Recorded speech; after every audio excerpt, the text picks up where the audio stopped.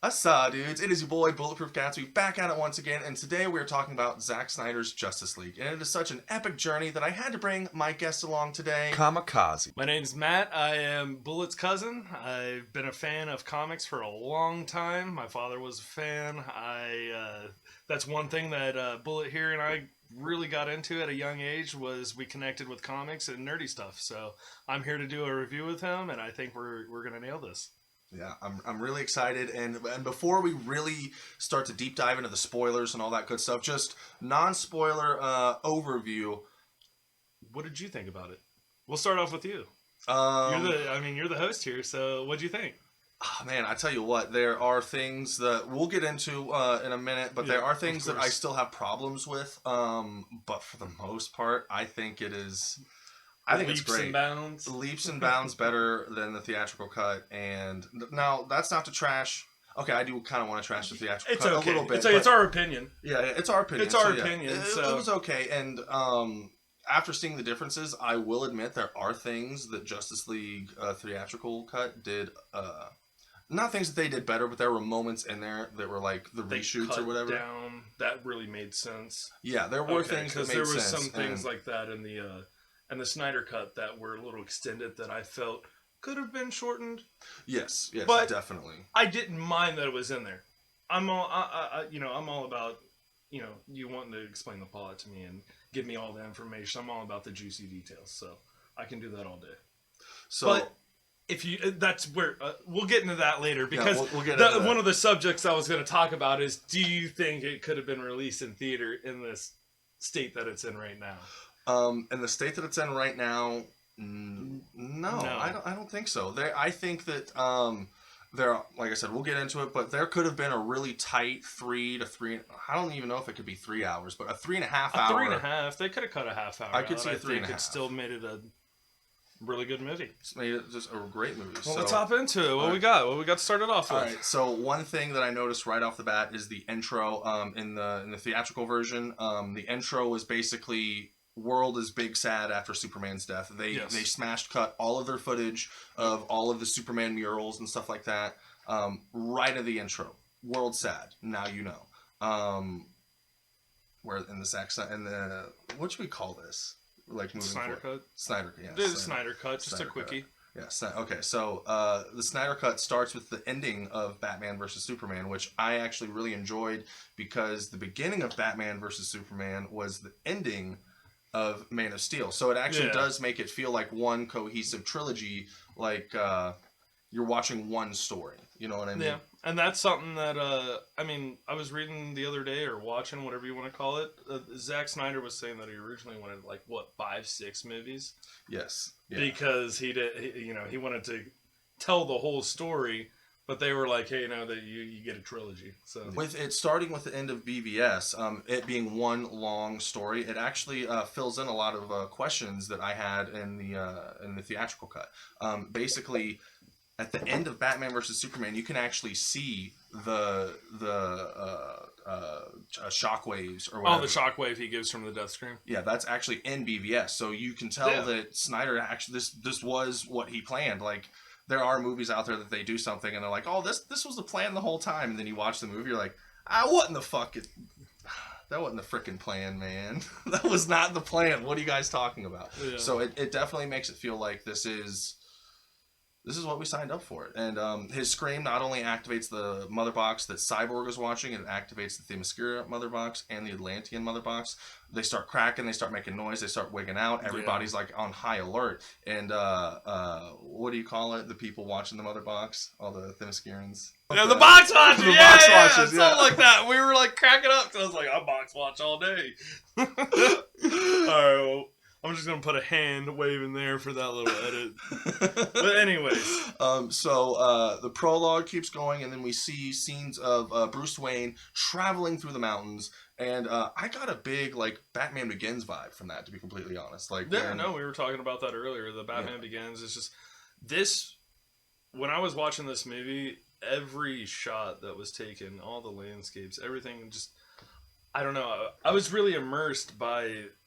just the way the landscape and everything brought you in, because Before everything, I felt was like rushed. This one, it took its time. It really, showed you everything, every detail. I mean, you get to see 24 minutes of slow motion in it, so. I mean, that is true. That is true. I mean, but you really get to see all the details. I was really impressed with just the shots. It felt like it almost felt like the Christopher Nolan movies where he was getting those IMAX shots in there, especially when like they're zooming in on the building on the Dark Knight and you just see the whole city. That's what I felt like in this movie. You were getting wide shots of everything, so that makes sense that Batman Begins. You felt the Batman Begins vibe from it because, Christopher Nolan. Yeah, he's good at getting those wide, awesome shots. Yeah, and they actually the IMAX cameras, like when they were shooting this, they had to share the IMAX camera with Star Wars, Force Awakens.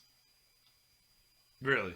That's what I heard. It didn't make sense to me. I saw just Zack sharing Snyder, cameras. Yeah, I saw Zack Snyder say something about it earlier. I'm done with her. You can have her at 3. Yeah, like I thought that was really weird. Like they actually had to borrow one of Christopher Nolan's cameras that was his personal, that he had designed for himself, that was made for the Dark Knight. Yeah, for those long, wide shots that you're talking about. Because didn't they break one of those cameras on that set and it was ridiculous expensive? I can't even imagine what one of those cameras cost. I really can't. Anyways, on to this. Let's get back to this. But what were you saying about it being like really immersive? Once Bruce Wayne actually gets to the village where Aquaman is hiding out, I actually felt like, wow, this really is in the middle of nowhere. Like they kind of like allude to that or whatever in the theatrical cut, but just like you said, with how immersive the shots were, like I actually felt like, wow, how the fuck do you even frick do you find this place? You know what I mean? Like, this really is in the middle of nowhere, Yeah. But yeah, it was great. And I don't even want to bring Marvel or anything into this. I want this to be its own thing. But I mean, it almost felt like a new Asgard type deal. Yeah, yes. or maybe like they kind of got that idea from the Aquaman. I'm not sure. I'd have to go back and see which came out first and which was in production first to get technical with it, but I think those two are very similar in how they kind of did their look and their view and their feel. Yeah, I mean, they both definitely take a little bit from they take from each other. Let's just be real. Yeah, they've taken plenty of things from each other, and at least, for God's sake, at least they have the balls enough. Green Arrow. Yeah, we could do it all day. Yeah, we could do it all day. We could do it all day. So, part 1, flashcard. Part 1 called "Don't Count on It, Batman." And I want to go ahead and let you guys know it is Aquaman that actually says the title of this part. There's only one part that's not said by a character in this movie, but we'll get to that when we get to that. The entire scene feels much more like an interrogation to me personally. In the theatrical cut, it kind of looked like he just kind of stumbled in there and just started talking to Aquaman. Yeah. And like the whole like Aquaman like freaking out and like throwing him up against the wall and then just casually letting him down. It kind of was like, where is that coming from? But now that we see in the Snyder cut, they tell him to bounce. They tell him to get out, and he pulls the John Wick, and he's like, "Not this, bitch," or whatever. And he's like, all right, if you're not going to get out, or if you're not going to leave, I'm going to, make you leave. So he throws him against the wall, and then he pulls out the cash. And I thought that was great. Like, why didn't they show the cash? There was also no mention of the 3 mother boxes on the wall, like because the Batman does not know about the mother boxes at this point. No. Nobody at this point in the movie knows about the mother boxes besides until Cyborg. Yeah, Cyborg is the only character. At this point that really knows what the mother box or that they even exist. Yeah, exactly.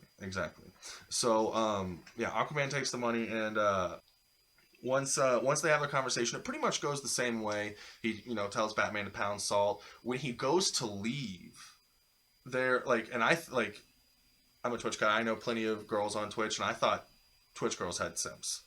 Holy shit. Aquaman simps. He takes that sweater off, and these girls are like, oh, dude, like there's light shining down upon his abs. If the slow motion could have been any slower, man. Dude, Jason Momoa.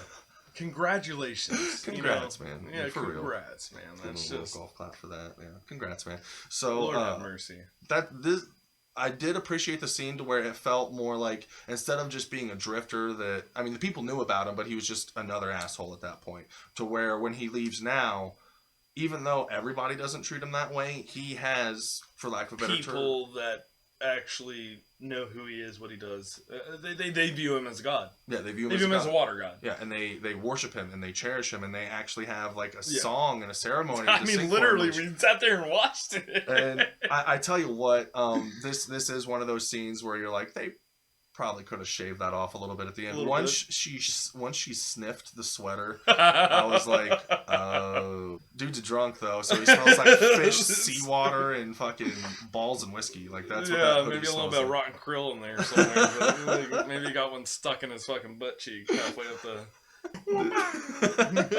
All right, so yeah, the next scene, it shows Bruce Wayne coming back, kind of defeated. Which this is a scene we didn't get before, but I don't know. I just got like a cool vibe from this. Like he's all like, I don't know, the hair. I don't know. Some of these scenes, like I get like why that scene isn't absolutely essential, but the banter that Bruce Wayne and Alfred have in that scene, Alfred's got his tube pants on, man. Like he's like, dude, giving it right back. I'm a Batflick fan. I'm not gonna lie. I'll say it here. I liked Ben Affleck, and I liked. Forgive me for not knowing who the actor's name is. I know he's played in a lot of movies. Yeah. Jeremy Irons. I was about to say Ironside, but I was like, nah, that's the guy from fucking Starship Troopers and all that. Anyways, another day. But yeah, I thought he was awesome. I thought he was awesome as Alfred. I thought Ben Affleck did an amazing job as Batman. I mean, Jamie, I thought he did an old crusty Batman pretty good. Yes. I think he could do the old crusty, like, just kind of been around the block a couple times. I don't know so much if Ben Affleck could play a young Batman. I don't know so much about that, but yeah, an old crusty Batman, I kind of like it. But I don't know. We'll find out how Robert Pattinson does here. I'm not gonna lie, I am actually kind of excited for that because that actually looks like that looks like a like an actual thriller. You know what I mean? It looks like. That's another video right there. That's another. We're coming up with all these different videos, and this is what happens. And we're still on part one, guys. We're still on part one. But the next thing is Lois's scene where she's getting coffee. She gets 2 coffees, and you're like, "Who's that second coffee?" That's what I thought, at least. I was like, "Who's that?" Yeah, second I was like, "Who's she giving for? these coffees for?" And come to find out what for the police officer, and so that's guarding the memorial. The memorial. So, like, I can see why that scene was cut. You know what I mean? Yeah, that was kind of. And that was one of my biggest gripes. I don't want to get into it just yet because I want to talk about the rest of the movie. But the Lois aspect of it, there was a lot of Lois scenes, which I'm cool with. I love Lois and Clark. Like, so the one, I'm not saying it's a terrible scene or anything like that. I can see why it was cut, but the biggest upside of it is it kind of more naturally explains like. She's at this memorial a lot. She doesn't work at the Daily Bugle anymore, so we do get some not exposition. What do you call it? That might exposition. Be. Yeah. So she's not working at the Daily Bugle anymore, and she comes here every day. So when we get to a story beat a little bit later, it makes a little bit more sense that she was in the area. She probably was going to be there anyway, whether or not those events were taking place. So that is a long scene just to set up a couple plot points. You know what I mean? I get that. Yeah. But at the same time, it's just like, I mean, I didn't hate it. It's like, there's nothing I really hated about this movie at all. It wasn't, I didn't hate anything. It was just like things that I was like, oh, I understand. Yeah, I get where you're going with that. I get where you're going with that. At the end of the day, I'm completely 100% okay with the director's cut like we got. Especially like this is like the ultimate director's cut. Ultimate cut. So, all right. Then the next scene is Wonder Woman. It is the museum terrorism scene and the anarchist scene, as I think they've been called. I gotta say, love me some Wonder Woman, and even though I am a big fan of the new music. Which I'll be honest, we'll get to it at the end. I dig the little guitar theme she's got. So what about the acapella like throat singing that comes in like or whatever, like every time she does something like that plays, which I really dug it. But then, like, it does happen a lot in the movie in retrospect. Once you watch it again, you're like, okay, they do kind of do that a lot. But I still actually really like it. It gives her, to me, it gives her much more of like a like royalty kind of feel. You know what I mean? I could see the music kind of adding that feel to it. Mm-hmm. It's like she's much more majestic than she's not just someone that has a sword and shield. You know? Yeah, but man, that scene was great. And that scene's awesome. In the Justice League, was that extended a little bit? That was extended. Okay, because I feel like I felt like it just felt different. When I was actually watching that scene play out, I was like, this doesn't remind, or it just didn't feel like the original Justice League that I watched. Because, I mean, when I saw that scene there, I was just, I was like, maybe I'm in that honeymoon phase. See, that's why I'm trying to. I feel like I don't want to put that filter on where I'm like, man, am I still in the honeymoon phase where I'm just like, everything about this was better? Mm-hmm. It's like, but I have to, it did bring me into the movie a little bit more. I was like, oh man, it's like Wonder Woman's over here saving on it. Like when she comes through with her bracers and she's like clacking on. Oh man, that she did do the thing where it's the lineup and she did the bracers, but there was a couple times where she was just charging towards somebody and they shot and she did the bracers thing. That some of that stuff is new. She had a drop kick where she fucking drop kicked somebody across the room that I thought was just absolutely. I don't know why I'm such a big fan of just drop kicks in general. Just 2 feet. 2 feet. Yeah. No, I understand. So, from there, the way it ends, she actually uses her gauntlet smash, which is if she's fast enough to stop, bullets, she's fast enough to stop him before he is actually able to load the gun. But I can't appreciate giving us the gauntlet smash. I can't appreciate that. The little sonic boom we got there, Which, even after that, like, when she stopped it, or when she stopped the bad guys, that was the end of the scene before. Where now you actually see her console some of the survivors, and there's like the one that's like all down, and like it has a real hopeful message. She's like, "Can I be like you one day?" And she's like, "You can be whatever you want." Exactly. So I get that. And one of the things, I mean, awesome. Yeah, it really was amazing. So once we get back from that, we go to Themyscira. And I gotta say, big fan of Themyscira, just right off the bat.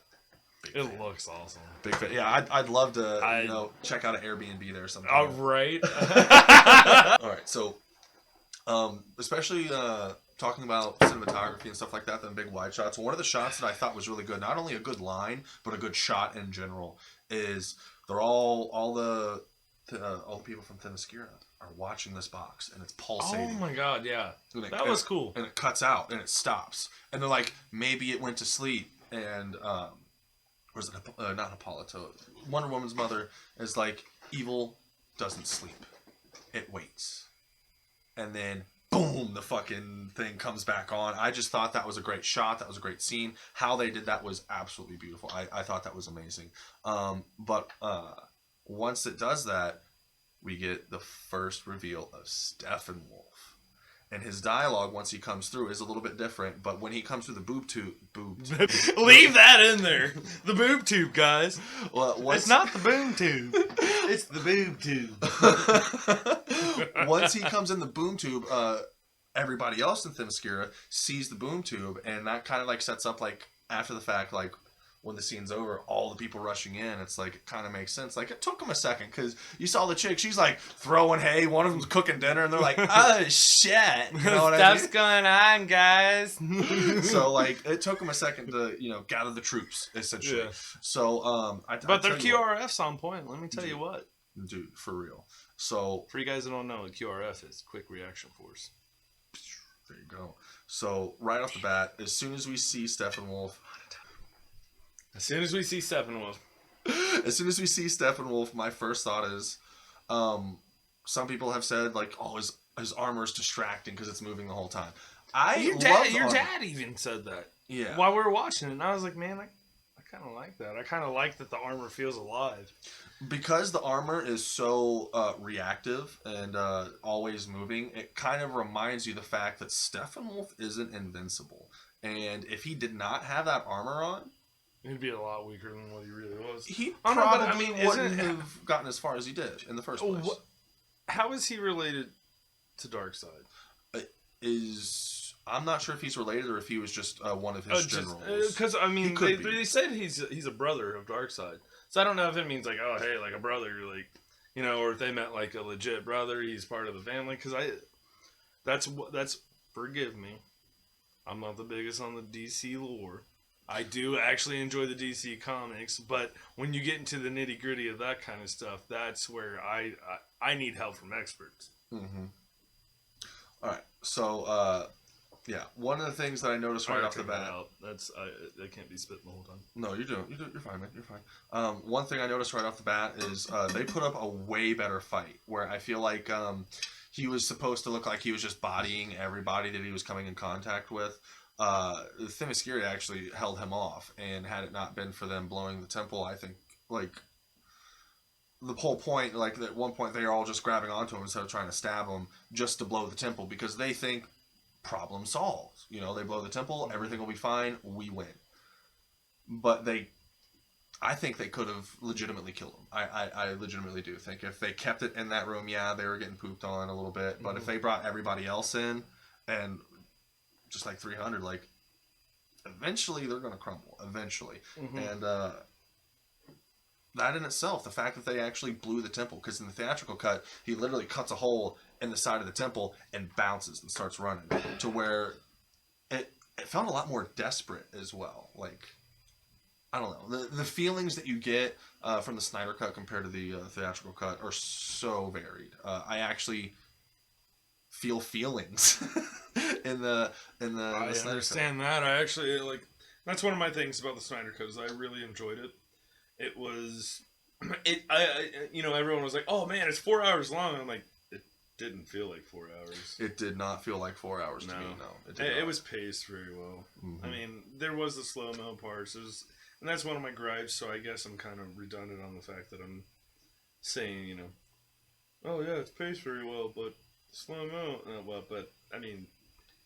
That's the only little gripe I have. It's like there was a little too much slow-mo. Like, I don't... You know, we talked about it earlier. One more thing that I loved about it is, I know I already said it, but the armor is just so great. And they hold him off so much better. And the fact that he's vulnerable and that he's not just all-powerful, just absolutely just wrecking everybody.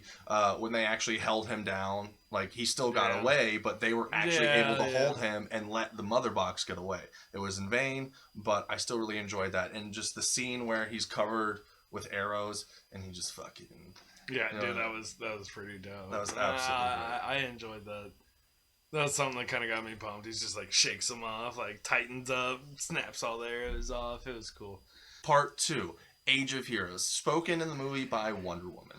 Now, as we start, Steppenwolf goes to, they don't specifically say Chernobyl, but it's pretty much Chernobyl. It's a town, because they mention it later that it's a town very high in radioactivity, but because of what they're doing in the mother boxes, they're actually absorbing it.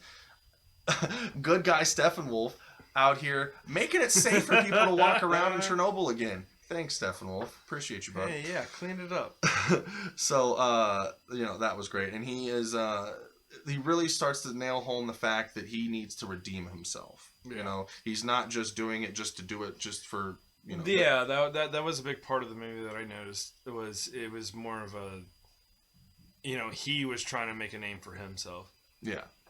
And not so much of, oh, I'm just one of his, you know, his cronies that's out here just mashing shit and destroying planets. It's like, no, he screwed up, and he's trying to make up for what he did, and it's just, I don't know. It gives a little bit more to Steppenwolf.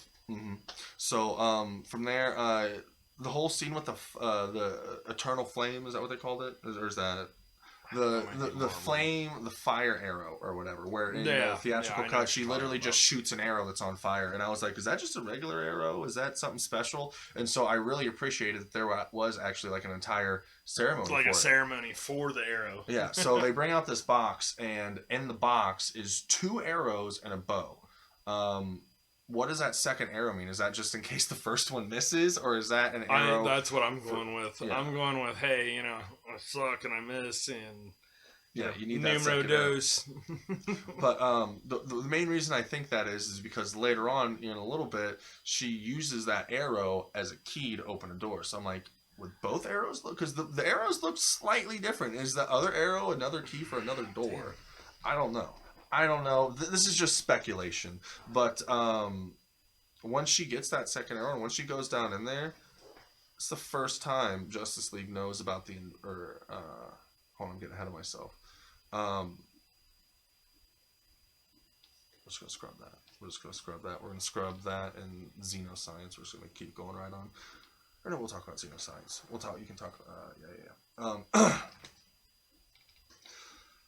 And so from there, we go to Silas Stone in Star Labs, and they are talking about xenoscience. And I thought that was like a really cool fact. I don't know if that's what it's called in the comics or not, but they actually name dropped xenoscience specifically is what they call it on Earth, which is the study of alien technology. And who is his right-hand man in that movie? Oh, Mr. Chow, right? And yes. Mr. Chow, the Atom himself. The Atom himself, which they do a very good job of just kind of...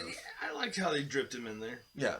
They dripped him in there just enough to where, like, the people that are fans, and I honestly didn't learn about Atom till the Flash show. That's when I actually first got into him. Ray Palmer. Was it Ray Palmer? I believe. Think so. And that's when I really started diving into the Atom. Because, like I said, growing up, I was a Marvel fan. Mm-hmm. I loved DC, like Batman and stuff like that. I love but I never got into it like I did Marvel until my later years. Maybe, my mid to late 20s is when I really started getting into DC. I started reading like Flash, the Flashpoint, Flash Rebirth. Like I started getting into all the other DC comics, and I found a niche in there. That I actually enjoyed. The DC comics are enjoyable in their own right compared to Marvel. And from there, once we start getting into Silas, once he goes home, we can really start to see the shaky foundation of Cyborg and Silas's relationship, and you can really tell like there's a lot of animosity and a lot of anger and a lot of hate in that relationship, and Silas is trying his best to no avail, and it's. I mean, man, that story is such a touchy subject. To be honest with you, because like, man, it's such a yin and yang, or yin and yang, and however you say it. It's just, he's he's studying the science to better the world, but at the same point, his workaholic, tendencies are getting the best of him, and he's ignoring the important parts of his life, like his family and all that stuff. So you just get a real good story from that, because that's a real life thing. That's not, there are families where I've seen it growing up where their parents are workaholics. And guess what? Those kids do whatever they want, whenever they want. I'm not trying to get into that subject, but it's relatable. So that's why it may be in a superhero film, and you're seeing the superhero aspect of it. He's a cyborg and stuff, but it still definitely hits home. It hits home, because it's like, man, I've seen people that didn't have parents that just constantly worked all the time, and all they wanted was for their mom or their dad to love them, and that's what's really relatable about Cyborg. He's probably one of the most relatable ones, to be honest with you. For being literally a cyborg, he's the most human character in the movie. I can say that, yeah. Besides, the Flash and the prison scenes, we'll get to that later. Yeah, we'll get to that. But those were pretty good. But just the Cyborg, they did good. They did good by Cyborg this time around.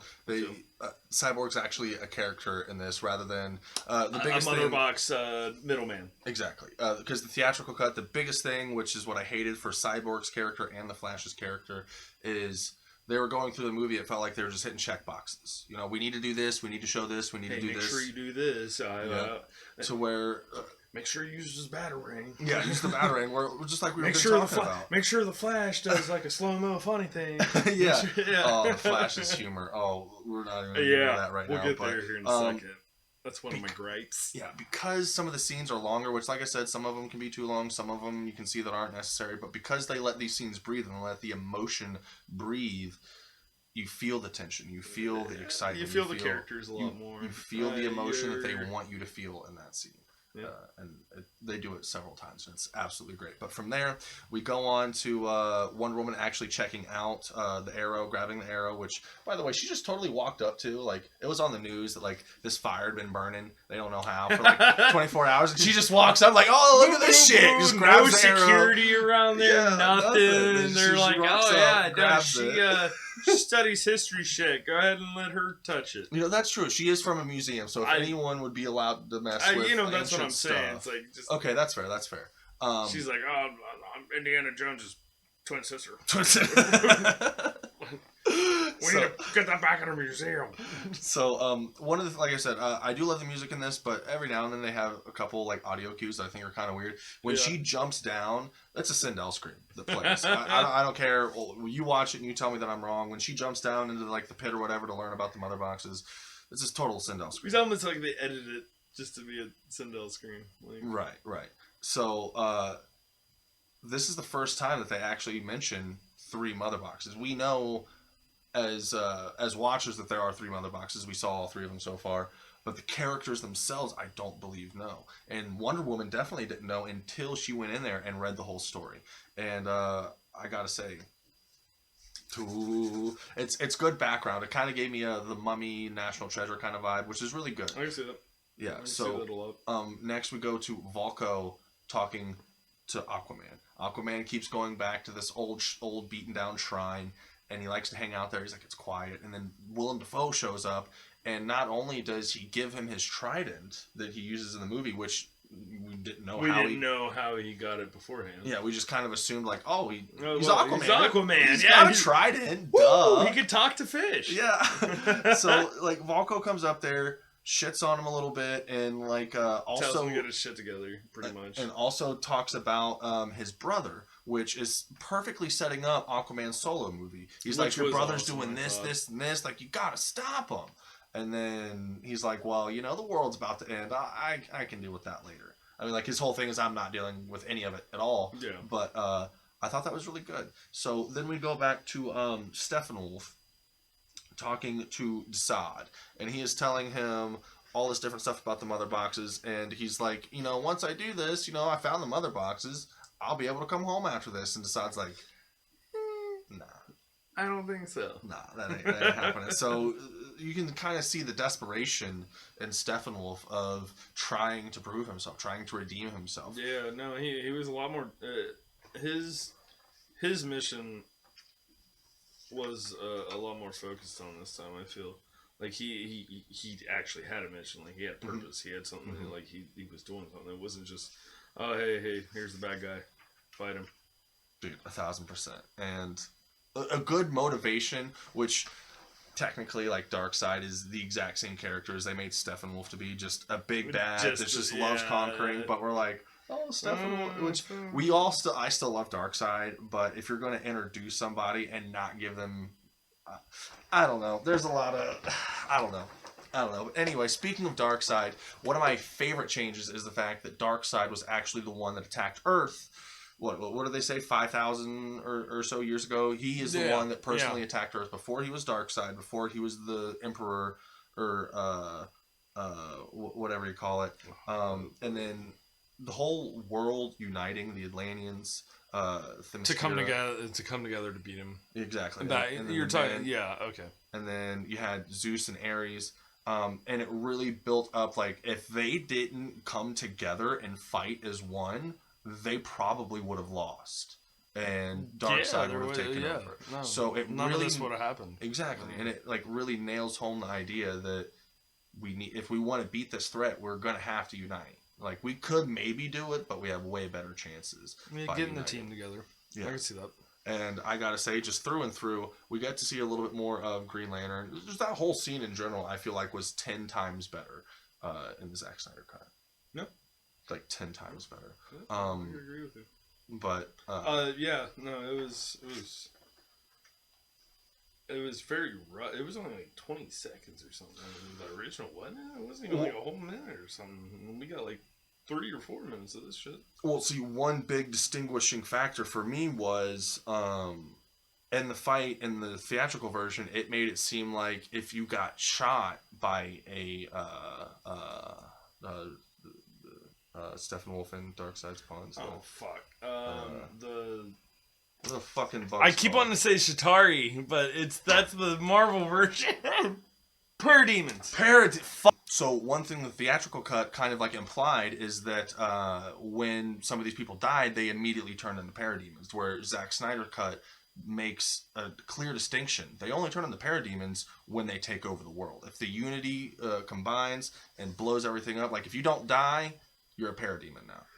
We are ready to start part 3. Beloved Mother, Beloved Son, which is the only chapter title that isn't spoken by a character. I don't believe. I could be wrong. If I missed it, it's a 4-hour movie. I'm gonna miss some shit. Don't worry about it. But you guys are smashing out here. So right off the bat, Flash's humor, like, you either love it or you hate it. I still think he's a little too extra personally. But like he's just a little bit too manic for me, but like kind of sell it like, you know, like, oh, that's why he joined the Justice League. He doesn't have any friends, you know what I mean? Like he doesn't get that timing down or whatever. But yeah, and that's that was one of my biggest gripes in the movie was just man, after watching Grant Gustin do the Flash on the TV show and then coming here and watching Ezra do it is, man, just you get spoiled because Grant's so good at playing like Barry Allen. He is. And my big thing, I mean, I'm not trying to be that guy, but wasn't Barry Allen like a blonde-headed dude in the comic books and shit like that? I think and then all of a sudden they have two like dark. I don't care, but I just find that funny. I was like, man, they haven't even tried to get one blonde-headed dude to play Barry Allen yet. No, they haven't tried at all. I heard someone on Twitter actually was saying that Ezra acts more like a Wally than a Barry. Yes. No, I could 100% see that, especially after some of the Flash comics that I've gone through here recently. He's definitely more of a Wally. Yeah, so like he's going out there, he's trying to get these odd jobs. He's still like really extra, but then not only the music, the composition, the way it's shot, the slow-mo, the classic Zack Snyder slow-mo. I actually really thought that him saving Ayers was a really like moving and beautiful scene. You know what I mean? Like yeah. Some people, to be fair, some people have labeled it as that was kind of creepy. Like he's up there, he's like creepy out. He's like staring at her all like, oh, not even like American Psycho. He's all like American Psycho and her like right in the eyes, and then just being like, hey, how's it going? No, I can see why someone would think that, but for me personally, it was kind of cringe for me. I don't know. Like I'm all about imagination. I can deal with immature humor and stuff like that, you know. But like, it just wasn't done good. Like the whole hot dog thing where he's like, look. I love the fact that he took the fucking hot dog. I mean, it's funny. Yeah, I get it, but like I shit on him being so extra, but then he does something extra like grabbing a hot dog out. Yeah, I was like, oh, that's great, that's great. So like, I don't know, but that again, that comes back to being more of like a Wally thing instead of a Barry thing. So one thing after that, one thing that I thought was really cool is Steppenwolf found Themyscira because that mother box is the mother box that called out to him. It called to him. And you're like, well, how does he find Atlantis, the Atlantean mother box? Well, he's got the little spider thingy that connects to him and like projects the thoughts. And I'm like, okay, that's how he found it. Like, because that's one thing that I absolutely hated. I'm like, so he can find a place in the middle of nowhere that's so hard to find, Wonder Woman can't find her way back to it. Even though she lived there. Yeah. He's able to just pop in there real quick, pop out. And then a place underwater, probably the deepest parts of the sea, I'd assume, I don't know. I'm not a fucking oceanographer. That's not it. Marine biologist. We're just gonna skip on right past that. We're gonna move on past that. But it actually shows how he finds Atlantis and how he's actually able to go there and take the mother box. So from there we get a little bit more Cyborg, and I gotta say that the football scene that they do, the whole slow-mo thing, primo football scene, and I think it stands up there with some of the best football movies actually. Friday Night Lights. Varsity Blues. Oh my god. Remember Varsity the Titans. Blues? Oh man, I loved that movie as a kid. I'll tell you that right now. And we all know why. Yeah, we all know why. Anyways, I love whipped cream. Continue. So he makes the big play, and then we really start to see the seeds being sown of Cyborg and Silas's like shattered relationship, because that was one of what it implies. That's one of the bases of his story. Yeah, like that was such an emotional, powerful like moment for him, and he felt on top of the world until he realized his father wasn't there to see it, wasn't there to experience it with him, almost as if he doesn't even care. And so they're actually talking about Silas when the unfortunate wreck happens that kills both him and his mother, which they said he technically survived, but he technically survived, but when he was hanging there as just an upper torso with some meat hanging off of it. So unfortunately, anytime I see like a distant father kind of thing, and they just because that shot in general, you see that he wasn't there, and he's like looking, he's like, the fuck. I just always think of Austin Powers, like, Daddy wasn't there. Take me to the fair. Yes. So I thought that was great, and once that happens, and the guilt that Silas feels, like that's when he decides to like make a vow, like, I lost your mother, I am not losing you. And from there, once we start getting a little bit more Cyborg, some of the scenes where he's walking around, essentially kind of like Ready Player One style, he's walking around the internet, he's walking around computers or whatever, and he starts seeing the grid. Yeah, he's almost exactly, like Tron, you know. No pun intended. Yeah, he's seeing the grid. So the whole like ATM scene, like it really, Cyborg really is the heart of the movie, because he's watching this woman, you know, do all this stuff, and he's like, you know what? Here's $100,000. Why don't you take that? Why don't you take that and have a good night? So I thought that was really good, and like Silas added telling some him, emotion to him. Mm-hmm, exactly, and like so Silas is trying to tell him this while all this is going on. He's trying to explain to the powers, like, you being strong is nothing compared to what your actual abilities are. And then he goes through this whole spiel, and then he gets to the point where he's like, all right, now I want to talk to you as a father. And what does he do? He looks at it and he goes and just crushes it. And that was a very for me personally, that was a power, like I knew it was coming. You know what I mean? Like, yeah. I thought he was going to squish it right from the get-go, but doing it right there was a way better idea, and it hit home a lot better for me personally. No, I can see that. Yeah. So it does, you definitely feel the guilt. The guilt is very heavy among Silas, and it definitely makes him seem a lot more sympathetic. And then from there, unfortunately, we don't get the whole, like, Flash goes to see his father, and we don't see the scene where he draws the glasses and mustache on the dude behind him or whatever. Which in the Snyder cut, they even said that, you know, they were trying to take a little bit of the humor out of it, man, a little bit more grounded. Which, that is one of the scenes that I don't hate, and I wouldn't have minded if that stayed.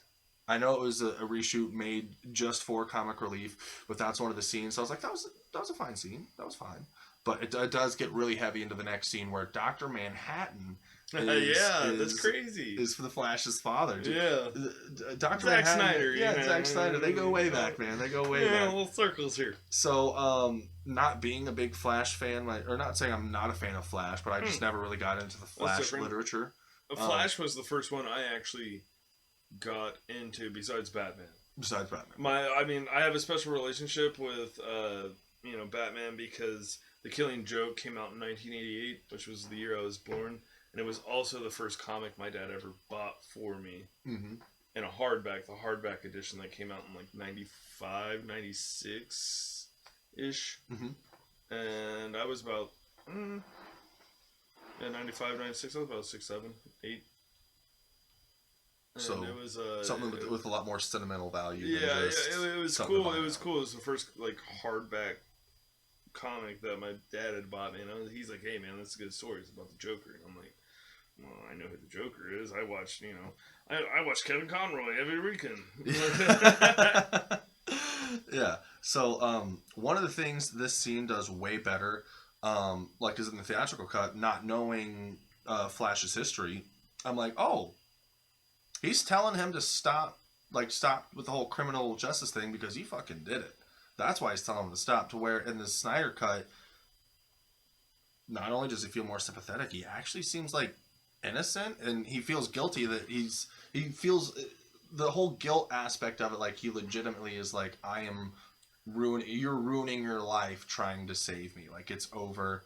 I'm screwed. Yeah. One of my things is like the scenes with him in the prison. I really enjoyed.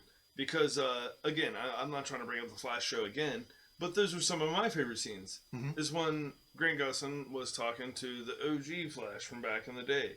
That was really cool to see the dad and the son's relationship throughout there. And like you were saying in the theatrical release, they really didn't. It was kind of short. It was kind of just like, oh, hey, his dad's in prison. I hope you guys know the Flash story. They were just hitting that, exactly. They hit that note, that check mark you were talking about earlier. They check marked it. And for someone that doesn't know Flash, that doesn't read the literature, I'm like, motherfucker's guilty. He's like, dude, he's basically telling him I did it without saying I did it. Without saying he did it. Don't pursue this because then you'll catch me. Yeah, it's like, exactly. Well, see, and what I think it was is he realized how ridiculous it was. And maybe he could have thought it was like shock or something like that. That when, for you guys that don't know the story, I don't know how they're going to do it, but when Reverse Flash came and killed his, his wife, maybe he thought it was so ridiculous and like just out of this world that he thought he was going crazy maybe. And that maybe like, him trying to explain it, and after him hearing himself explain it, he's like, I'm fucking crazy. No one's going to listen to me. Yeah. So like he almost was like, he had just given up. Mm. And it was at the point where, like, Barry, just don't even pursue this. Like, I know how ridiculous this is, and I don't think you're ever going to be able to, figure it out because of how ridiculous it is. But little does he know he's the Flash, Speed Force. So my question is, because, like I said, I don't know the literature. Was Flash like a little kid when his mother died? Was he like a teenager? I want to say he was about like, I want to say around like 10, 11. So like when his mom, I want to say around 10 or, around there. He wasn't a teen, I don't think yet. He was a preteen. And like, I want to say that was when, the Reverse Flash came back, murdered his mom. And that's when the whole event of pretty much the Flash took off. Mm-hmm. Like, that's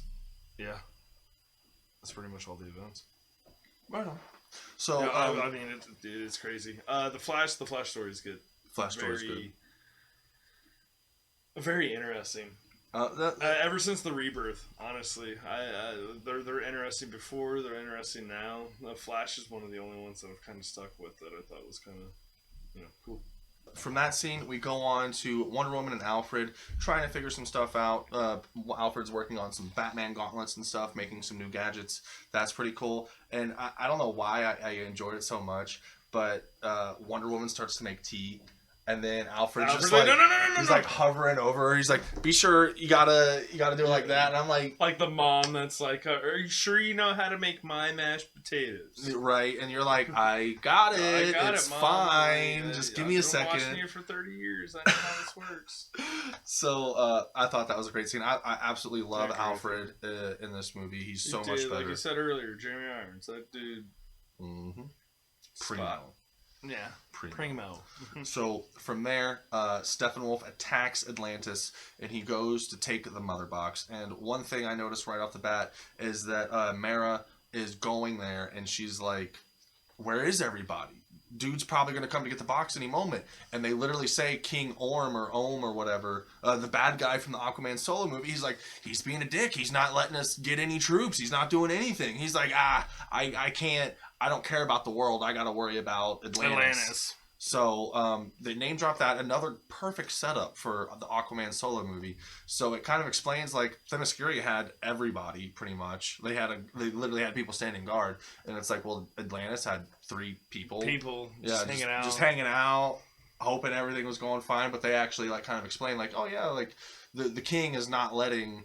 They're not letting them take this seriously. So one of the best parts about this scene is something that was added that was completely new, because in the theatrical cut, Steppenwolf does some slice and dice. He grabs Mara, pushes her up against the wall, and then just throws her down. In the Snyder cut, we found out why he throws her down, and it's one of the coolest scenes, I think personally. She is, I don't know what they call it in DC, but she's a waterbender, essentially, for lack of a better term. Yeah, when she starts taking all the water out of him. He's like, you can't escape, and he's like, I'm not trying to escape. I'm trying to make you thirsty, boy. And just like, and like, not only, it's like, I'm like, okay, she's taking all the water out of him, and then it starts to turn red. She's like, not just water, she's taking the fluids out of him. And it like he's like, it legitimately, it affects him. Yeah, it fucks him up. It fucks him up. So that right there, just moments like that to kind of like reiterate the fact that he's not invincible, and he has to do this just right, and he has to play his cards right, or he's not going to win. So I just love that aspect. And then, of course, the rest of the scene pretty much plays out the same way. One thing that the Justice League did do is they actually talk in, like, sounds like dolphins talking, which the big comment is that's how they talk, but in the Aquaman solo movie, to save us some time in subtitles, they just speak in English. Just like any other movie that takes place in a different country, everybody speaks perfect English. Yeah. Maybe some accents here and there. We watch these space epic movies, and it's like, oh, yeah, you know English? Mm-hmm. And so that, I tell you what, part 3 was definitely brought a lot of the heart and soul into the Justice League. It really did. So part 4, the Change Machine. This is actually spoken by Cyborg a little bit later in the chapter, in the part. But one thing I noticed right off the bat is Flash. One of the things that he mentions a couple different times how Superman was his idol, his hero, and he, like, you actually feel like he misses, like because Batman misses Superman, but Flash doesn't have any guilt, and he still just misses Superman. You know what I mean? It really shines a light on the beacon of hope that Superman actually was. And there are a couple scenes like where they're interrogating the people from Star Labs. There are things, just another instance where they probably could have, like, tightened it up a little bit. Yeah. But I feel like, personally, we shouldn't shit on them a whole lot for tightening up scenes, because by the time this video comes out, it is going to be a big boy. It's going to be my longest YouTube video, I'll tell you that. But sure. I'm really excited. But pretty much the whole scene kind of takes place the same way. I still like the fact that Steppenwolf, like, calls dibs on Wonder Woman. Like, all the parademons are getting ready to fight. He's like, wait. No, I got her. Like straight up challenge her to Mortal Kombat. Yeah. And I was like, that's a good touch, and that made me love Steppenwolf that much more. You know what I mean? Like, he's as a villain. Yeah, as someone that's, like, still trying to have his whole redemption arc, he's still someone that has pride. And it's like, oh, you want a 1v1? Then, let's go. So I thought that was great. And then it still kind of ends the same, where Cyborg takes control of the what is the Batcrawler? The Batcrawler. The Batcrawler. And yet again, Alfred just hitting them points. Like, Cyborg comes in, and he's like, He's like, I got it, Alfred. He's like, do I know? I'll take control of this. That was one of the cooler parts from the original, too. Yeah. Like, that's something that both of them did very well. I thought that was just a great moment. And he shoots the rocket at him, thinking, it's definitely going to take him out. He catches it, which we saw him catch an arrow earlier when he was capturing Themyscira. So we know that he can catch objects right in the middle. How does, like plumbing and tunnels and systems work? Like, are things still underwater? Like, did he know when he shot that into the side that water was going to come gushing through? Did he know that, or is he just like, because either he knew that and he did it on purpose, or he didn't know and he just did it, which in that instance, if he didn't know, why not just throw it back at them? Right. That's my thing. But that's just one little, if you asking me to nitpick, that would be one thing that on both sides I would nitpick. But anyway, from there, we actually get to see Flash get shot Like, he's moving around and he gets shot in the leg. And one thing that, like, upsets me is, like, I'm sure Wonder Woman gets shot and a bunch of the characters actually get shot. They could just kind of handle it. Like, Batman gets shot, but he's got the gauntlets. What is it with... Marvel and DC are both guilty of this. They're speedster characters. Just getting murked. Quicksilver. Quicksilver just biting the bullet. Why do they get shot so much? I don't get it. I mean, they got to give some sort of... opposite spectrum to the speed, you know. They're moving real fast, but it's like, hey, you know, we can still shoot you even though you're moving really fast if you're not paying attention. And just with Steppenwolf, it is something that kind of makes them seem like, even though they are superheroes, they are still vulnerable, and they can still die, and they can still get hurt. I can see that. And I really dig that. And one thing that I really dug that was a new addition that wasn't in the theatrical cut was when they get all the hostages outside and all the rubble falls down and you see Flash and it has that crazy music playing and he's like knocking away all the rubble. I thought that was a great scene. And then Cyborg and Silas have that small moment where he's like, you know, I'm not sure I didn't think you were going to come. And he's like, you know, you're still my dad. Yeah. You know what I mean? Yeah. And then they just have that quick moment of like silence, and he's like, go get him. You know, go finish the job. And that's just another one of those scenes, like you felt it, you know what I mean? Like you felt the tension there, and through the tension, they both gained kind of a little bit more respect for each other, I believe. Yeah. So I thought that was great. That helped mend their relationship. Exactly. So from there, Steppenwolf, we go back to Chernobyl, and the mother boxes, the two that he has, are starting to act up, and he goes to interact with them, and he gets this vision. And he finds out that Earth is actually the planet that has the anti-life equation, is the ability to control free will and take away someone's free will, to where you can take someone that's a hopeful character through what I'd assume was the life equation, makes them hopeful and stuff like that.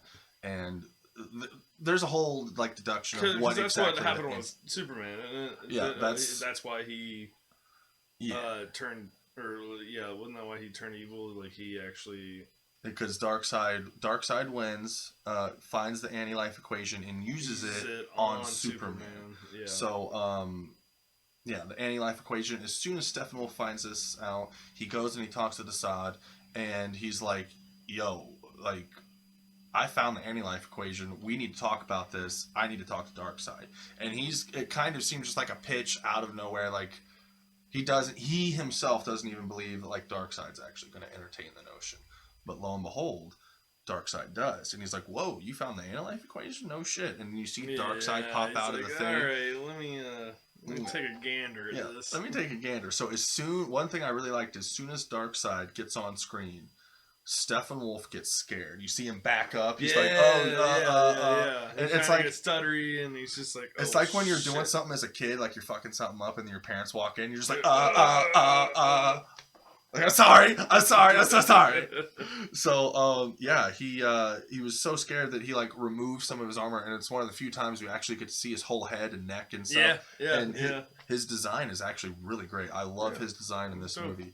And, like, he bows, and, like, everything is for Darkseid. Like, everything that he's doing right now is to get back into Darkseid's good graces. And he's actually getting to the point where Darkseid's actually acknowledging the work that Steppenwolf was putting in.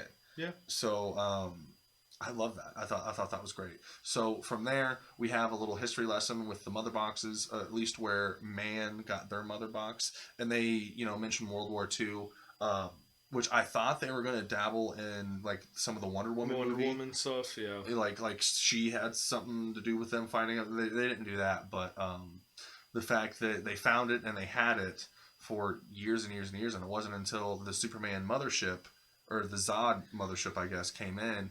And they're like, oh, this technology, this material is different, but quite similar. You know what I mean? With the mother box. With the ship. So then from there, because Silas is the head of Star Labs, he's one of the few people that would actually have access to it. He starts studying it. The accident happens with Cyborg. And then he decides, like earlier he made the vow, he's not going to let him die. And I got mad Frankenstein vibes while Cyborg was explaining this. Like, I don't know whether it was through passion or madness or something like that. I can't remember exactly what he said, but I definitely got some Frankenstein vibes. I can see that. There's the scientist and the monster. So literally, I mean, it's literally the story almost, but they just throw the father and the son twist on it, which is almost, you know, the story in Frankenstein itself. You know, right. You got the father and the son. So I thought that was great, a great scene in general, because once the mother box activates, like it showed it before in the theatrical cut, like when he was getting the cyborg parts, he was screaming, but you actually felt the pain a little bit more. You just hear the screams a lot louder, and it closes up on his face. Like it was not. Yeah, he was technically being resurrected, but it wasn't a pleasant experience by any means whatsoever. No, it's like a Darth Vader type deal. So once they start talking about the mother box was actually able to revive Cyborg in a sense, like he's a cyborg now. It didn't just regrow all his limbs, but it did bring him back to life. And they start talking about what the mother boxes are, and they're like, "Well, I thought these mother boxes just destroyed things." And they're like, "No, it's a change engine." Or a change machine, which is where Cyborg drops. Change machine, yeah, where he drops the name drop of the chapter. Mm-hmm. So right there, they start talking about. I mean, if you're a Black Eyed Peas fan, you know energy never dies, right? When a house burns down, the particles of the house turn into smoke particles. Yeah, and they say that was cool how you explained that whole little. Yeah, that was a good little analogy for real, because they're like the mother box can take the smoke particles and make a house again. Yeah, turn it back into a house. And once they have that conversation, once the Flash says it, I don't want to say it naturally comes up because they're talking about resurrection of Superman, but it feels a lot smoother than them just saying, "Oh, we need to dig him up." Yeah, this mother box got some power. Why don't we try and bring Superman back? Like, why not? No, they explain that the resurrection of Superman's handled a lot better in this one. Yes, it is handled a lot better. So from there, what we get after that is the Martha and Lois Lane scene. This is a very sweet scene. They're just kind of catching up, kind of bullcrapping with each other. You kind of feel like those two are kind of like friends. Yeah, like actually friends. Like, and every now and then they gotta like check up on each other and make sure each other's doing good, because they're both going through. They even say it in the scene. Like they both have the process of losing, you know, a son and a loved one. Mm-hmm. And not only that, they know they have to deal with all that and keep his secret on top of all that. Yeah. And unfortunately, while I do love the reveal that when Martha walks out, it was Martian Manhunter. Well, I do think that is a cool reveal, and I really like. It got me out of my seat. I'm like, what? What is happening? To me, it kind of cheapens all the emotion that just happened. Yeah, that just happened. Literally. Yeah, because it kind of like steals away from that scene a little bit, but at the same time, it's like cool Martian Manhunter. But yeah, they could have cut that out and left the last one. Not even okay with it. Yeah. I mean, they didn't even really. That was so weirdly inserted. It was. It did kind of seem like it came out of nowhere. But beyond that, part 4 was great. So from there, we go on to part 5. All the King's Horses and all the King's Men. Actually, just all the King's Horses. Which is actually spoken by Alfred. And it starts off with them digging up Superman. And one thing that I thought in the theatrical cut that they specified in the Snyder cut is they're like, Flash even says, you know, we could dig this fucking guy up in like a nanosecond, right? Yeah. Like for how strong and fast Cyborg is just in general, and just how raw, like just the raw speed. Fast of, yeah. You know, yeah. Like they could do it, but this is something so that showing respect for his body. Exactly, and that's something that was not conveyed at all. Like, yeah, they had respect for him, but like they actually conveyed it. Like the whole show don't tell. Like, I have respect for Superman, so we're gonna do this slow. You know what I mean? Like. Yeah. He says, like, why don't we just fucking do this really fast? And they're like... Get it done with. Yeah. No. There's a respect, you know, a spec notch they have to throw on Superman like that. Mm-hmm. But, let's see. One of the things Cyborg... Like, I thought it was funny that Flash is, like, trying to slide in Wonder Woman's DMs. And she's, like, 5,000 years old. And my immediate thought was... Mortal Kombat, where Liu Kang's talking about Katana. He's like, she's 10,000 years old. It's the same scene to me. I loved it. It is. It's like a little nod to Mortal Kombat almost. And the little discussion that Wonder Woman and Aquaman had, which is someone from Atlantis and someone from Themyscira, two people that are destined to hate each other, are actually having a really good, nice, natural conversation. And they both have I don't remember what the saying was, but Aquaman says a saying, and she's like, "Oh, we say the same thing from my home." You know what I mean? And it's like, even though they hate each other, maybe they're more alike than they, care to admit. Yeah. So I thought that was great. Alfred still has his tube pants on, and I love it. I just love Alfred. It's just so great. Alfred's an ass. He feeds it all day.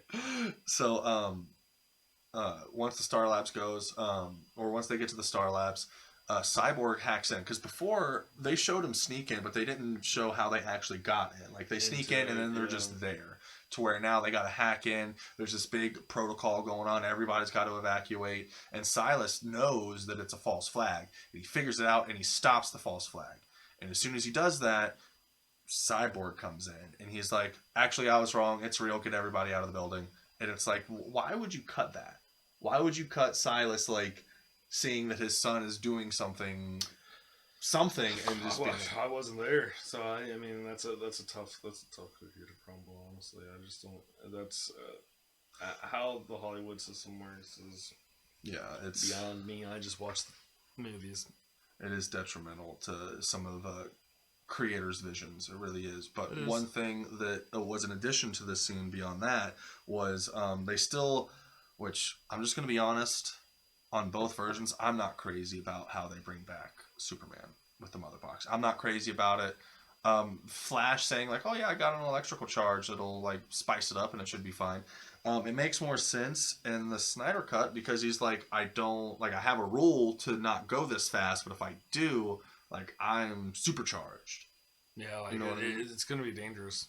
Because one thing the theatrical version did, unfortunately for me, is they kind of Wonder Woman can go fast enough to stop bullets. How fast can the Flash go? They don't really say how fast he can go. That's just one thing is going fast. We know Wonder Woman can go fast. Yeah, I'm still not crazy about the mother box thing, them bringing back Superman, but one thing I did think was really cool is Flash, he can go faster than the speed of light, and he doesn't like to do it because he knows, weird things happen, but on this occasion he does do it. And while they're getting ready for that, Cyborg actually has a vision. And this vision is one of the things that I love the most about the Snyder Cut is you see Superman holding Lois Lane and she's dead. And that's when you see Darkseid put his hand on Superman, and that's assumed where he's bawling his eyes out. And then you see a quiet, you see a peace, not peace come over him, but you see it's a numbness. Exactly, a numbness. It's when he's pushing the anti-life equation into him. Mm-hmm. So to turn him into his slave. So basically, that goes back to the Flash scene in Batman vs Superman where he says Lois is the key. Lois is the key. Once they wake up Superman in the theatrical cut, Lois showing up is what stops him, and it still is that way in the Snyder cut. But instead of with the whole, one thing I do like about the theatrical version, even though with the whole mustache thing and his face looking weird, he's not supposed to remember anything, so I can get why it doesn't make sense. But the fact, I loved the line of Superman looking at Batman and saying, "Do you bleed?" I loved that. But the whole resurrection scene itself was a little bit longer. We got a little bit more action with Flash and with Aquaman and Cyborg. And we totally forgot to mention that Cyborg has 4 arms now. Yeah. Total add-on. Yeah, that was dope. Yeah, that was freaking great. That added some little bit of spice. So the big thing that I want to go to with the "Do you bleed" comment is there was in the theatrical cut, you thought this is where he could turn evil, and if Lois didn't show up, this is where he full on goes evil. To where in the Snyder cut, it kind of doesn't matter. She still stops Superman from killing everybody right then, right there, but the whole Lois is the key is still very much alive after that scene. Yeah, because if she dies, we're screwed. Yeah. Superman changes once Lois Lane dies. Yep. And so that's one thing that I think is absolutely amazing. And so from there, I still don't like the fact that they were lost track of the mother box. You know what I mean? They even said, and one thing I really dug was Aquaman's no, we shouldn't do this. As soon as we turn this box on, Steppenwolf's coming. And he called it. And they turn the box on, they revive Superman, Steppenwolf comes. And they don't know where the mother box is. That on both editions, that kind of drove me a little crazy. But the fact that Silas takes the mother box, and I thought initially watching it, he was trying to destroy it. And I was like, that's kind of stupid. But we find out, because like he pushes the button, he was trying to get out, but Steppenwolf comes crashing in. And he's like, there's no time. I have to push this button right now. He activates and that's when he sacrifices himself, too. He sacrifices himself, and you kind of think it's, like, silly. Like, why did you do that? Nothing happened to the mother box. He still came in and he took it, you know? And then you find out that Silas knew, because of the Superman ship, that it can retain heat. So he essentially marked the mother box for them to be able to find it anywhere across the world, because it's going to show up as a heat signature. Is a crazy heat signature. And one thing I didn't like is, like, Aquaman was really hesitant about it in the first place, and once he sees the sacrifice that Silas made, he's like, his dad is dead because of what we did. Like, we fucked up. And I don't know, I just really like that characterization of Aquaman as someone that didn't care, that literally could not care less at the beginning, is slowly starting to be like, what? Like, that's a shit, like, man. Yeah, and I just think it's great. I really do. And no, it's awesome. And one Aquaman scene that I didn't hate from the theatrical cut is him sitting on the lasso of truth. And him kind of coming clean, like, I'm kind of nervous, I'm kind of scared, like, all this shit's going on. I've always been a loner. I'm not really good at working in teams. Like, I get why that was a moment of levity. I get that, but I still enjoyed that scene. To be completely honest, I still really enjoyed that scene. I liked it. But it's definitely one of my favorites. Great stuff, and the emotion, the whole cyborg thing with him having to see his father die in the first place. Yeah, no, I get that. It was pretty rough. It was a really good scene, and I really dug it, and it was great. Once part 6 starts, something darker, which is said by Batman. You start off with, like, Aquaman being like, this kid just lost his father, and we're gonna have him trying to hack into some of the most complex science and magic, or whatever you want to call it, in the universe. Like, it's not fair. Yeah. And like, even Flash is like, I thought you didn't care. Like, I thought you didn't care about any of this stuff. He's like, I never said that. You know what I mean? So it's... The characterization for Aquaman is just so much better. Like, they do service to Flash, Cyborg, and Aquaman so much better. There was still plenty of Wonder Woman and Batman, I feel like, in the original Justice League, and Aquaman and Cyborg and Flash were just kind of... I wish I could have got, like, a Batman warehouse scene from DVS. Dude, that Batman warehouse scene is great, but... when he grabs that cargo box with his bat. Boy. So, probably one of my favorite Batman scenes ever. He shoots that shit with his fucking bat, and he's like, "Boom, bat grapple, like, I'm like, oh my god, yes."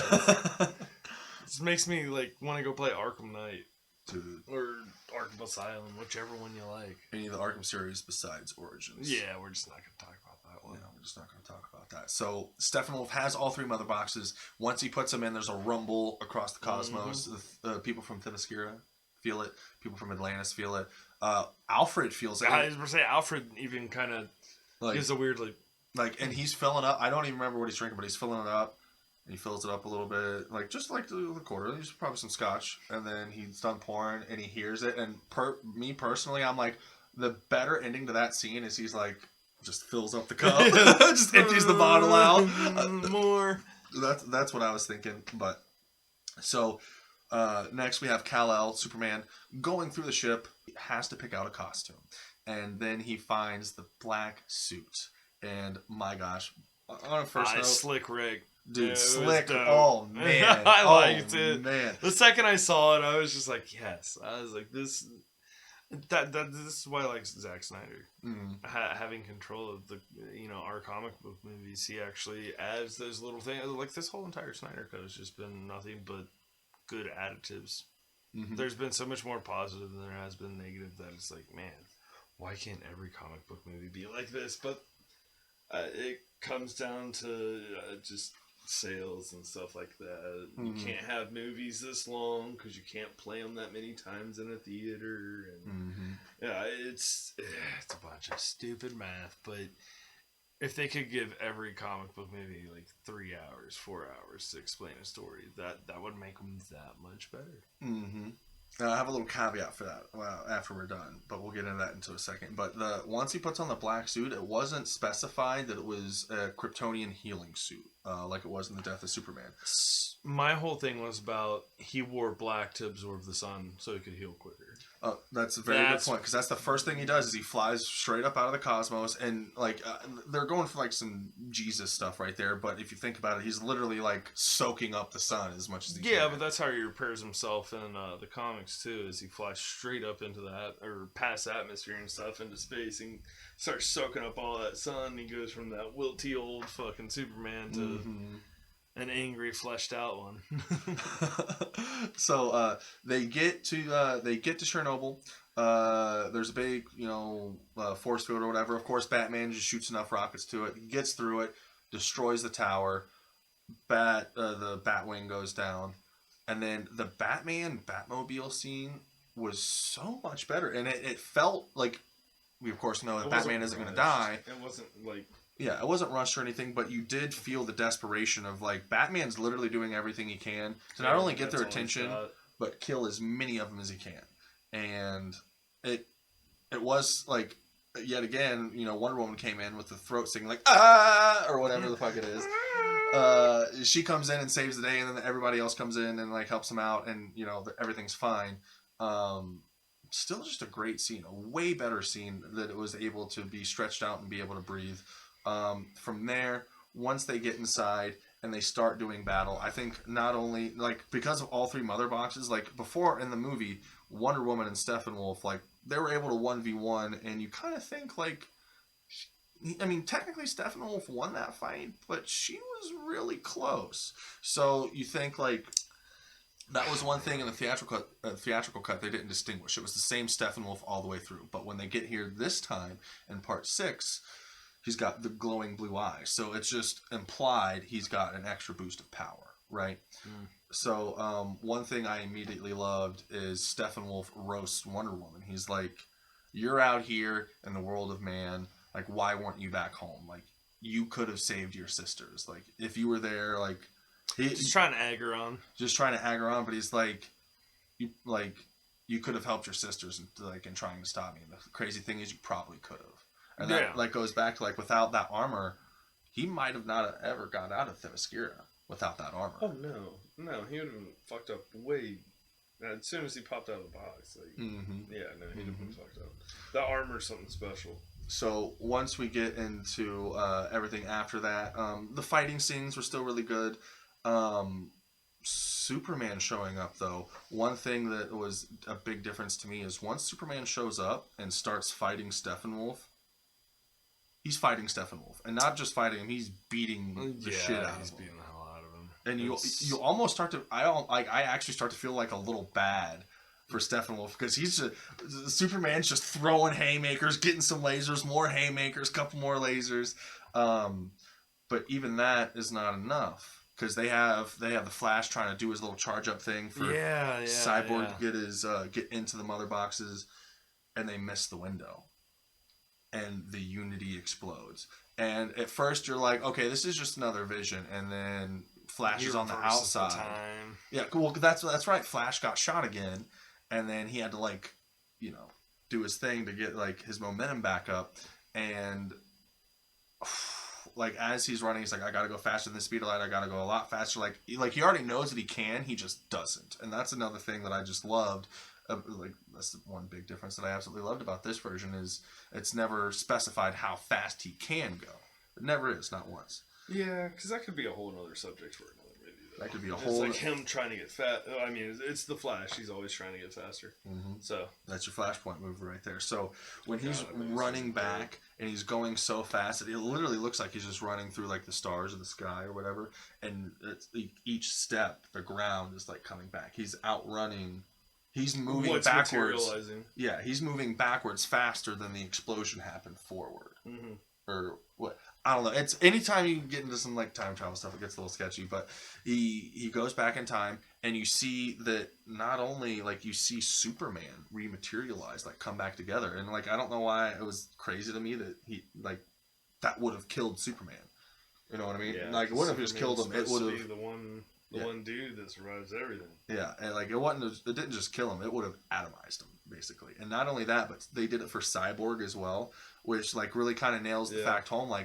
That's a human underneath all that armor. Like, yeah, he's all you see is silver, just like half of his face. Giant fucking metal thing, but it's actually a person. Yeah, that's a person underneath there. So then we get to the point where Cyborg goes into the mother box. He jacks into the Matrix, and it's him, his mother, and his father. And they try and be like, we can all be together. We can all do this, yada yada yada. It's and heaven. yeah, and that was like a metaphor for the mother boxes, and he has to decide that he's not broken and he is fine the way he is, and he has to essentially pull apart his family, which that sucks. The CG wasn't the greatest, but I did like how they kind of looked like the guys from the Matrix.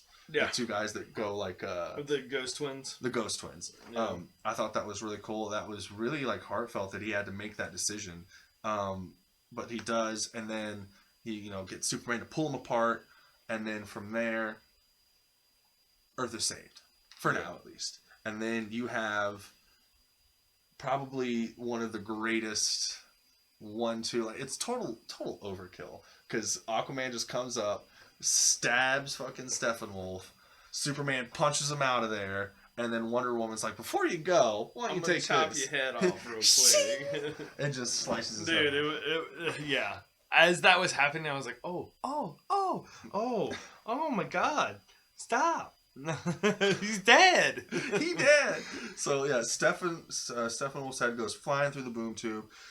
Darkseid crushes it, and pretty much from right there we have we're safe for now. And then we have the epilogue where it's Silas Stone, like Cyborg redeems puts together the tape recorder again, and listens to it. I thought that was cool. That was cool. That was cool. I definitely enjoyed that. So we have, everybody's kind of doing their thing, kind of like just like an ending kind of thing. Everyone's kind of setting up their places where they need to be for their solo movie coming up. Yeah. But then we get the nightmare sequence, which was something that was actually a reshoot. They actually did it just for this movie. What do you think about Jared Leto's Joker in this? I think he's better than the Suicide Squad one, but I mean, again, this is giving him more time to sit on it. Right. This is giving him more time to think about what he wants to do with this, this version of the Joker. Right. But it sucks because I want to see more. Mm-hmm. I want to know more. I want to see more. I want more of the nightmare sequence. I want more of them in the post-apocalyptic. I want, I want Justice League too. But it's just, we'll have to wait till this Flash movie's over, and then I don't know what the studio is going to do. From what I've been hearing, they're saying they don't want to pursue this universe anymore. But at the same time, it's like, man, why are you gonna? Why you do this? Why are you gonna put that candle out that quick? Yeah. So, of course, after that scene, we have the scene with Martian Manhunter where he actually announces himself to the Justice League, which is great. The talk of the town also, I mean, Bruce Wayne, when he's like, he hears the name Martian Manhunter, why is he not like, oh man, Martian kill people hunter guy? That's a good point. He's totally he's totally okay with it. He's like, yeah, Martian Manhunter. He's like, yeah, you're coming down here to hunt us, or do you want to be a friend? I'll give him that he literally wakes up from a nap and he's like, oh, you're a Martian? That's cool. I'm gonna go back to bed now. Yeah, he's like, oh, you just showed up at my house and announced yourself. Okay. Alright. So... Oh, and you're a manhunter? Fuck. Alright, well, where's Rob? Just kidding. Just kidding. So, oh, dude, that whole dialogue with Joker. Yeah, that whole dialogue was really good. And I think, out of you just need to watch it. Yeah, if you haven't watched it, you have to watch it. If you're making it to this end of the video and you haven't watched it, what are you doing? What are you doing? We did not do this movie justice. We're no just pun intended. We're just a couple of guys here that enjoy some comics and some nerdy stuff. So my biggest thing is they're saying this is not going to be canon, but I fully believe with everything that has been said in Aquaman and Shazam, there's nothing done that inherently makes this undoable to make it canon and literally just say, oh yeah, it's canon now. See, and that's my big thing is like, why do they have all these movies that they are planning for if they're not going to keep the same universe? Right. You got Shazam, you got you know, the new Flash movie coming out, Flashpoint. You've got the Batman movie's not going to be inside this universe. You got a bunch of movies that are coming out that are still inside this universe, but I don't feel like the story's over. I just feel like there's so much more left in this. There's even with I don't want the him to Joker. restart it. Yeah, I don't want them to restart it.